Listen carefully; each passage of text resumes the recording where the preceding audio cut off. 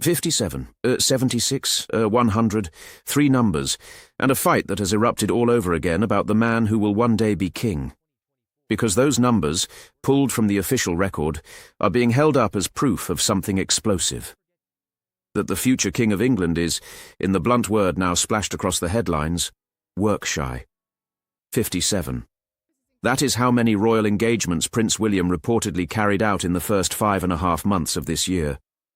In that same stretch, his father, King Charles, logged 76, and his aunt, the tireless Princess Anne, blew past both of them with a full 100, the heir to the throne, at the bottom of the pile. And a veteran royal critic has pounced, branding him Workshy and accusing him of caring more about his fortune than his duty. So pour yourself something warm, settle in, and stay with me, because this is a proper royal row and it is not as simple as those numbers make it look. On one side, an accusation that the future king is coasting.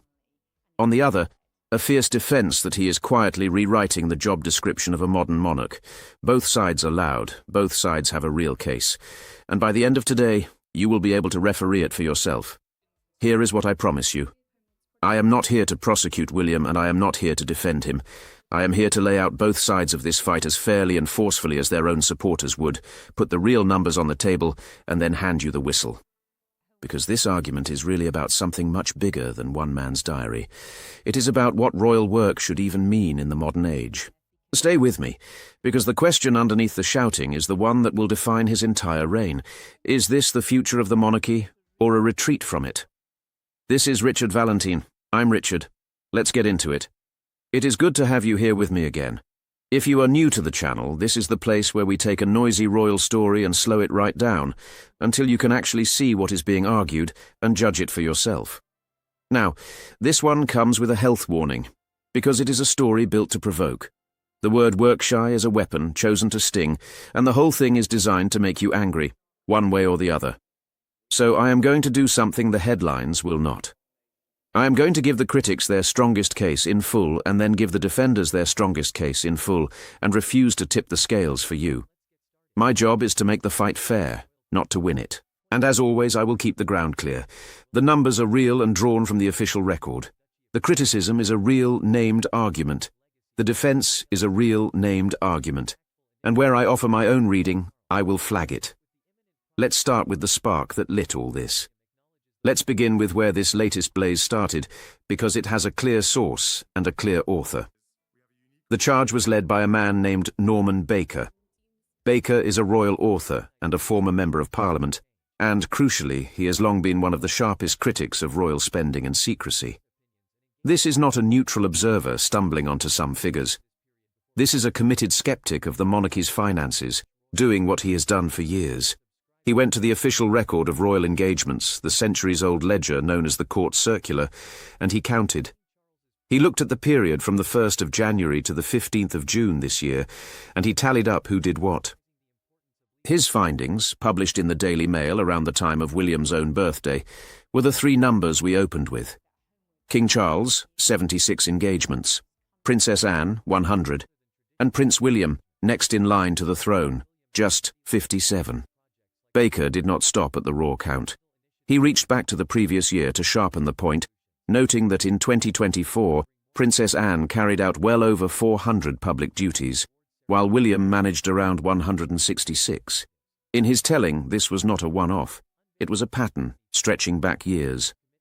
And Baker chose his words to draw blood. He said that if you were looking for a royal to cut a ribbon, William was unlikely to be the one who turned up. He allowed that William was, in his phrase, a complete family man, but insisted that on the actual day job he was Workshy. Then came the line designed to really wound. Workshy William, Baker said, yes, when it comes to royal duties. But no, when it comes to adding to his already bulging bank account. In other words, Baker was pointing at William's private wealth and his income from the Duchy of Cornwall, and asking why all that privilege was not being matched by public graft. It was, by any measure, a brutal opening shot. Now here is something crucial you need to know, because it changes how you hear this. None of this is new, not even slightly. This exact criticism has trailed William for the best part of a decade. British tabloids were calling him Workshy Wills years ago, and they had a matching jab for his wife too, branding Catherine the Duchess of Dolittle in her quieter early years. Back in 2016, when William was working part-time as an air ambulance pilot, a BBC interviewer put the charge to him directly, asking in effect whether he was committed enough to royal duty. So this is not a fresh scandal that erupted this year. It is a recurring storm that blows in every time the engagement figures are published and then blows out again. That history matters because it tells you this is as much about a long-running argument over William's whole style as it is about one set of numbers. Let me hit you with a little more from the ledger, because the numbers really are the ammunition here. 57 engagements in roughly 5.5 months works out at only around 10 or 11 public duties a month for the man who will be king. Compare that to his aunt, whose 100 in the same period, and whose 470-odd the year before, put her in a completely different league. On the raw figures alone, the gap is not small, and it is not imaginary. Whatever you conclude by the end of this, you have to start by admitting the numbers are real, and the difference is genuine. That is the foundation the critics are building on, and it is solid ground. Now, let's build their whole case. Let's lay out the case for the prosecution in full, because it is stronger than dismissing it as mere tabloid noise would suggest, and fairness demands we take it seriously. The core of the argument is about the nature of the role itself. The heir to the throne is not a private citizen. He is a public servant in waiting, funded, directly and indirectly by the public, and preparing for a lifetime as head of state. From this view, visibility is not an optional extra. It is much of the job. The monarchy justifies its existence, in part, by showing up, by supporting the thousands of charities and communities and institutions that crave royal attention, and the boost it brings.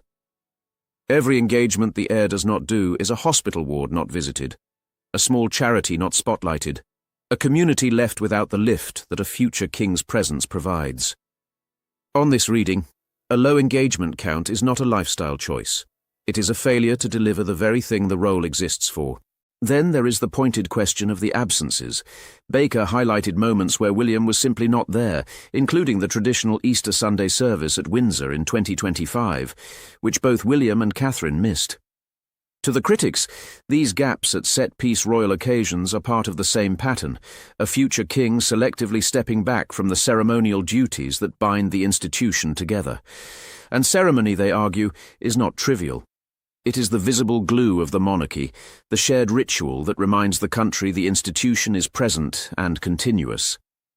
An heir who picks and chooses which of those moments to grace, on this view, is quietly loosening one of the threads that holds the whole thing together, and they press the family-first defense hard.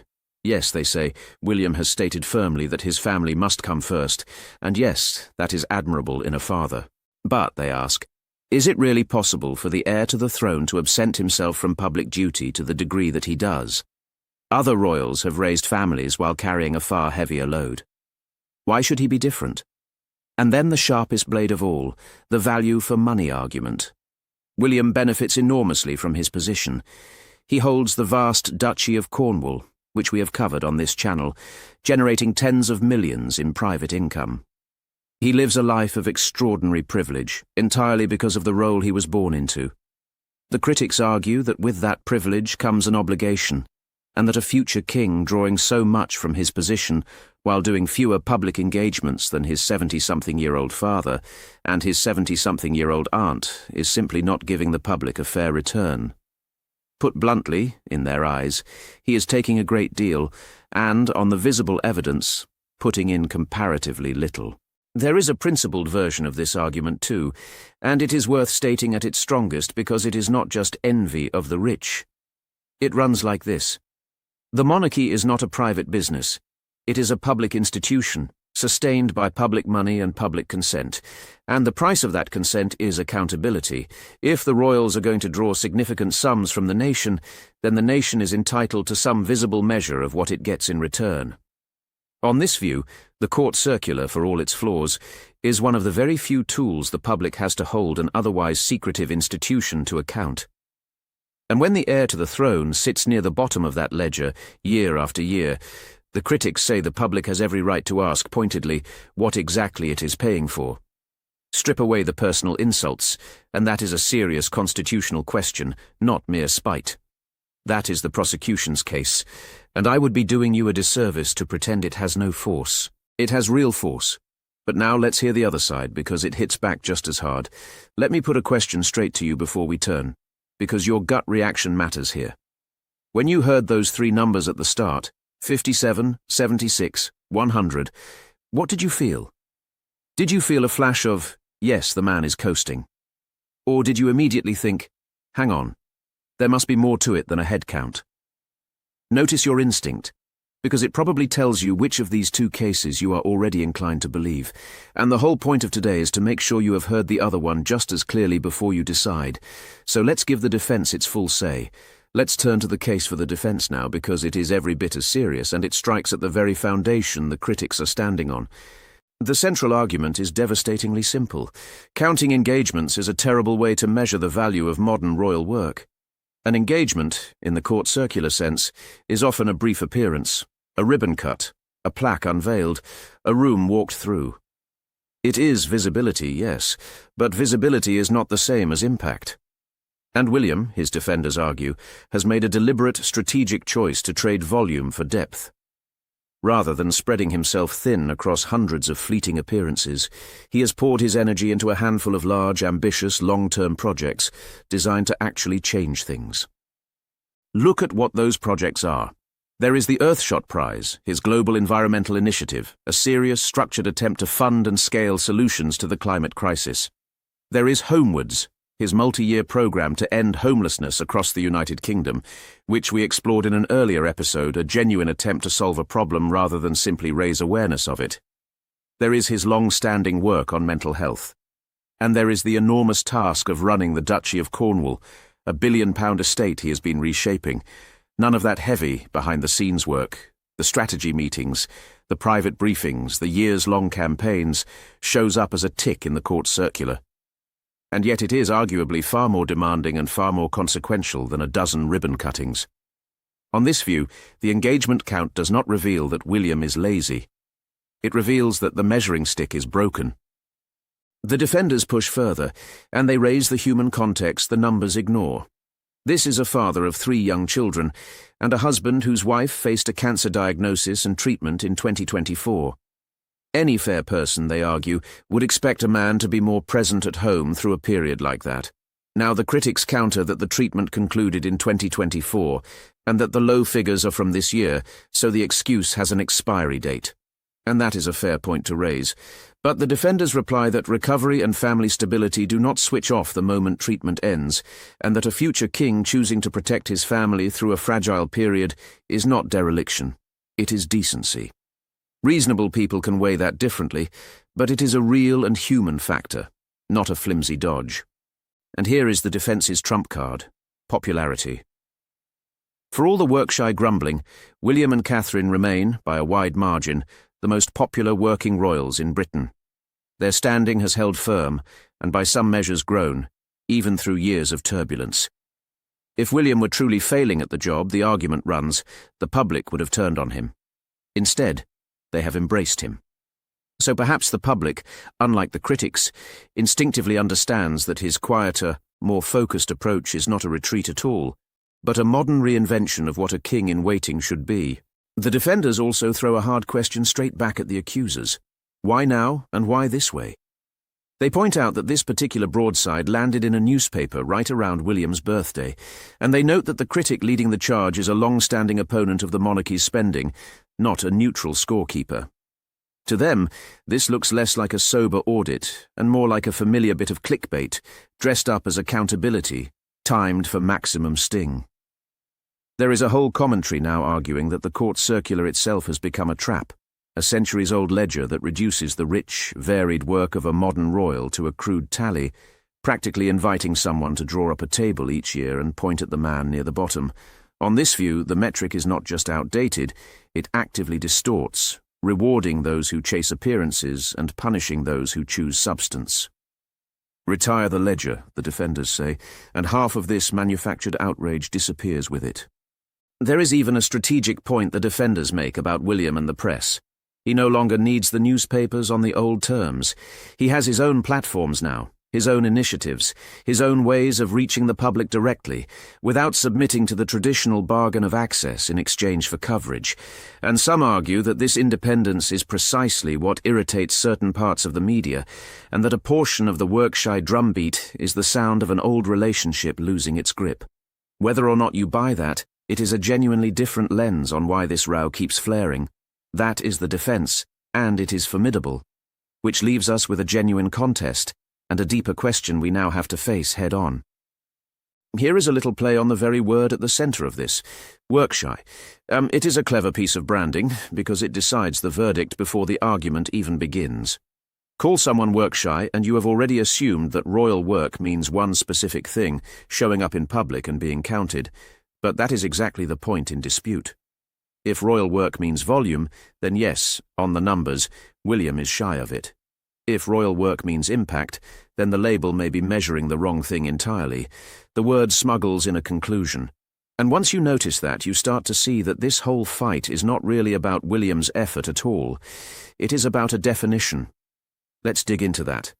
Let's examine the real argument buried underneath the name-calling, because this is where it stops being gossip and becomes genuinely important.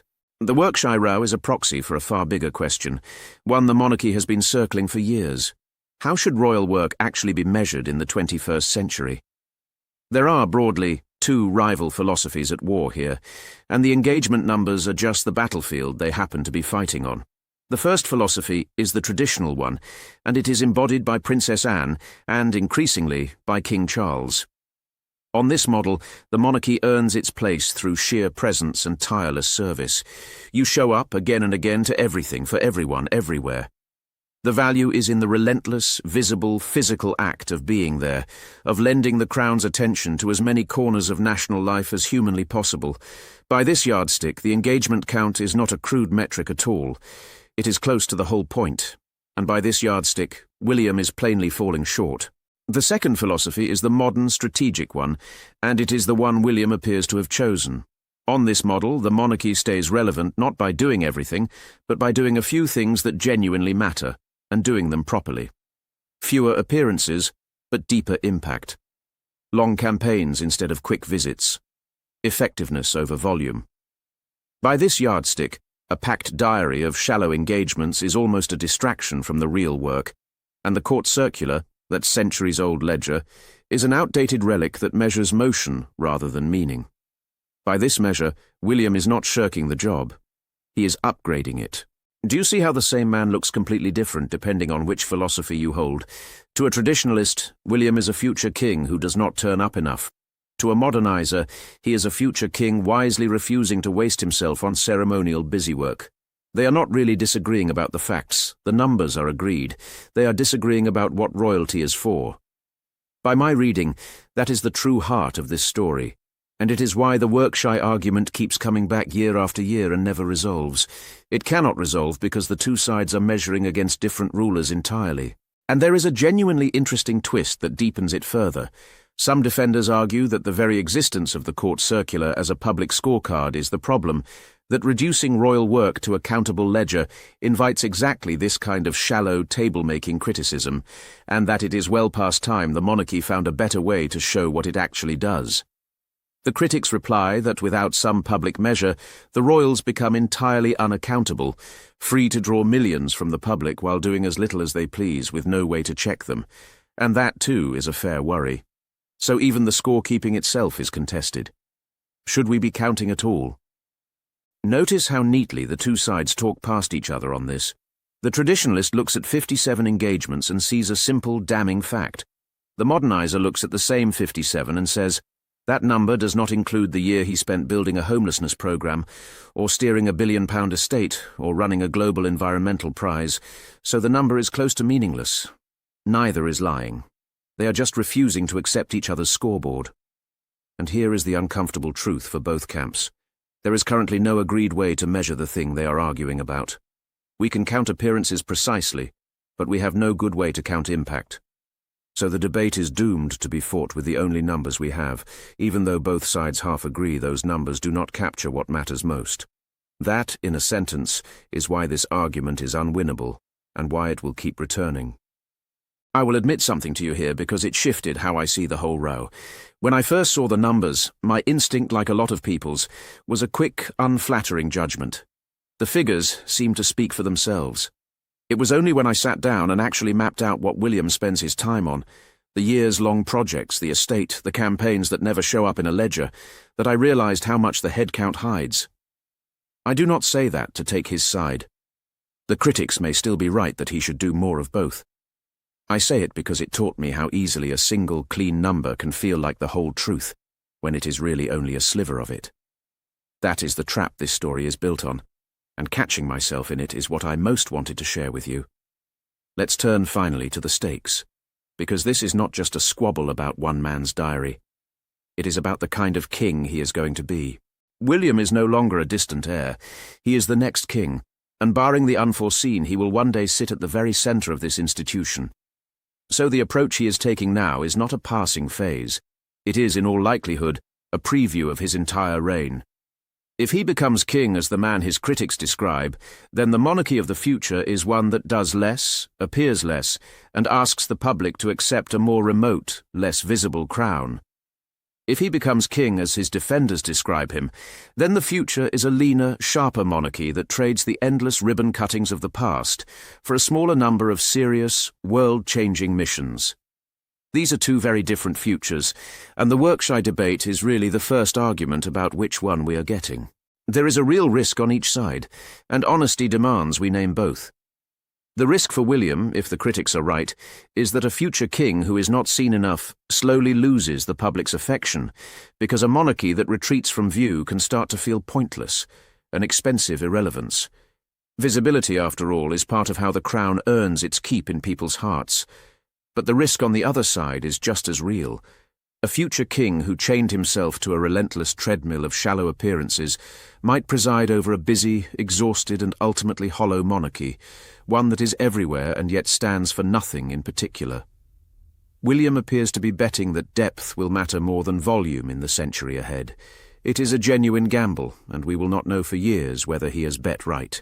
It is worth remembering, too, that William has effectively already answered his critics once, and stuck to it. Back when he was first asked, directly, whether he was doing enough, he made his position plain. His family, he indicated, would come first, and he would grow into the fuller weight of royal duty in his own time. Nearly a decade on, he appears to be doing exactly what he said he would, prioritizing his children and his marriage, while pouring his public energy into a handful of chosen causes. So one fair way to see this is that William is not failing to meet the job's expectations. He is openly refusing to accept them as they were, and redefining them on his own terms. Whether that is admirable independence or unacceptable self-indulgence is once again precisely the thing people cannot agree on.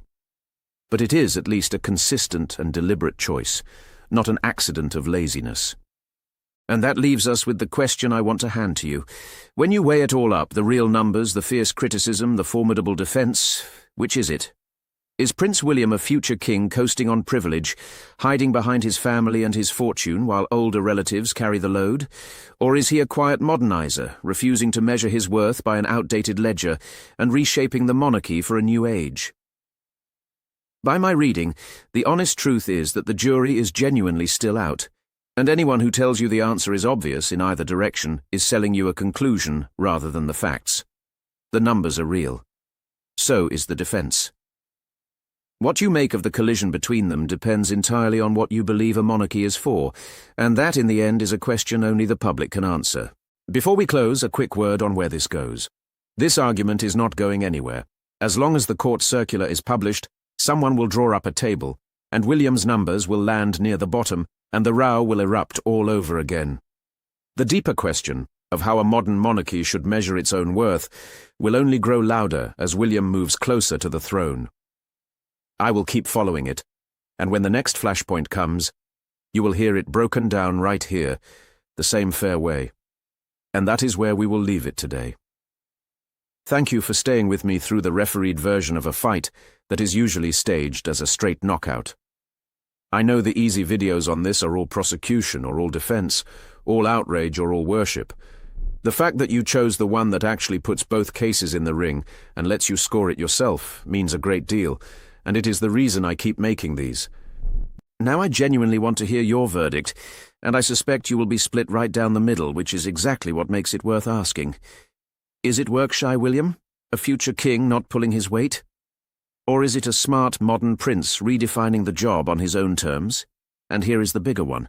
When you picture the ideal royal, do you picture someone who turns up everywhere, or someone who changes a few big things and skips the rest? There is no wrong answer, only your honest call. Drop your verdict in the comments below. I read everyone, and on a debate like this, the argument down there is the best part of the whole channel. And before you go, here is what is coming next. After all this heat, we are going to cool things right down with a gentler story. A quiet royal wedding, largely away from the cameras, involving a member of the family you may know very little about. It is a warm change of pace and a reminder that not everything in this world is a battle. So if you have not yet, subscribe and switch on your notifications so it reaches you the moment it lands. Until then, take good care of yourself. I'm Richard, and I will see you again very soon.